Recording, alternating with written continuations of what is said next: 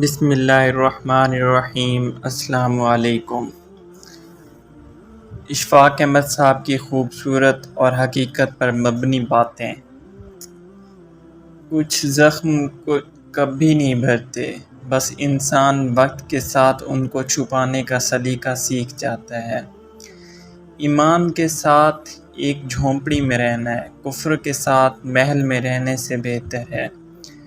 نیک لوگوں کی صحبت سے ہمیشہ بھلائی ملتی ہے، کیونکہ ہوا پھلوں سے گزرتی ہے تو وہ بھی خوشبودار ہو جاتی ہے۔ معافی وہ انسان دے سکتا ہے جو اندر سے مضبوط ہو، کھوکھلے انسان صرف بدلے کی آگ میں جلتے رہتے ہیں۔ غصے کے وقت ٹھہر جاؤ اور غلطی کے وقت جھک جاؤ تو پھر کوئی مسئلہ کبھی نہیں ہوگا۔ جو ملا وہ بہترین ملا، جو نہیں ملا اس میں بہتری تھی۔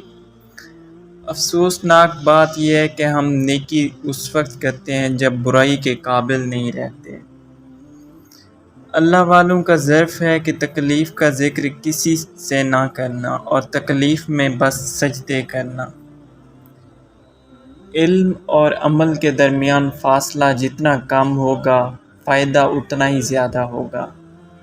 خواہشات کم ہوں تو انسان میں کشف کی کیفیت پیدا ہو جاتی ہے۔ اگر بولنے والا یقین سے خالی ہو تو سننے والے تاثیر سے محروم رہتے ہیں۔ صبر کا گھونٹ دوسروں کو پلانا آسان ہے، خود پیتے ہوئے پتہ چلتا ہے کہ ایک قطرہ پینا کتنا بھاری پڑتا ہے۔ گناہ کیا ہے؟ گناہ اپنی پاکیزگی کے انکار کا نام ہے۔ انہیں پاکیزگی کے احساس سے بڑی اور کوئی نیکی نہیں۔